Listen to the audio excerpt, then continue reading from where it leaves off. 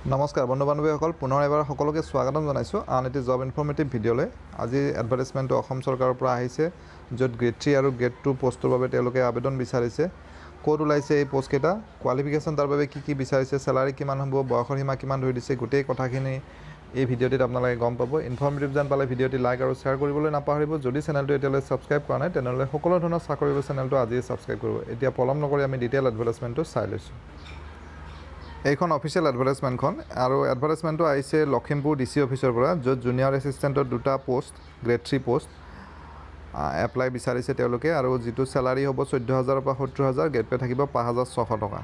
আনহাতে কোৱালিফিকেশ্যন হিচাপে ইয়াত গ্ৰেজুৱেশ্যন হ'ব লাগিব যিকোনো ষ্ট্ৰীমত গ্ৰেজুৱেশ্যন থাকিব লাগিব লগতে 6 মান্থছৰ ডিপ্ল'মা ইন কম্পিউটাৰ এপ্লিকেশ্যন হ'ব লাগিব দ্বিতীয়টি পোষ্ট হৈছে মাল্টিটাস্কিং ষ্টাফ গ্ৰেড 4 পোষ্ট হয় ইয়াতো ভেকেন্সি দুটা আছে আৰু ইয়াত পে বেন যেটো হয় 12000 পৰা 52000 টকা হ'ব গ্ৰেড পে থাকিব 3900 টকা ইয়াৰ বাবে কোৱালিফিকেশ্যন বিচাৰিছে class 8 pass so class 8 pass সকলে ইয়াত এপ্লাই কৰিব পাৰিব আৰু applicant must be registered in employment এক্সচেঞ্জত ৰেজিষ্টাৰ্ড হ'ব লাগিব বয়সৰ সীমা 18 বছৰৰ পৰা এপ্লাই কৰিব পাৰিব ম্যাক্সিমাম 40 ইয়াৰ্ছলৈকে আৰু গভৰ্ণমেণ্ট নৰ্মছ অনুযায়ী ৰিলেক্সেশ্যন থাকিব আৰু এপ্লাই কৰিবৰ বাবে অফলাইন যোগে কৰিব লাগিব ষ্টেণ্ডাৰ্ড ফৰ্মত আৰু ডিসি অফিচত পঠিয়াব লাগিব আৰু লাষ্ট ডেট হল অহা 15 আগষ্টলৈকে সময় আছে যিসকলে ইণ্টাৰেষ্টেড তেওঁলোকে পঠাব পাৰিব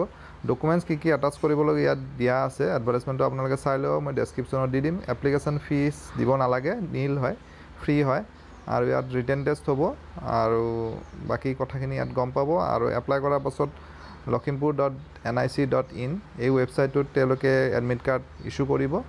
গতিকে যিসকলে ইণ্টাৰেষ্টেড তেওঁলোকে এপ্লাই কৰিব পাৰিব আশা কৰিছোঁ ভিডিঅ'টিৰ জৰিয়তে আপোনালোকৰ মাজৰ এজন হলেও কেণ্ডিডেট উপকৃত হ'ব পুনৰ এটা নতুন ভিডিঅ'ত লগ পাম ধন্যবাদ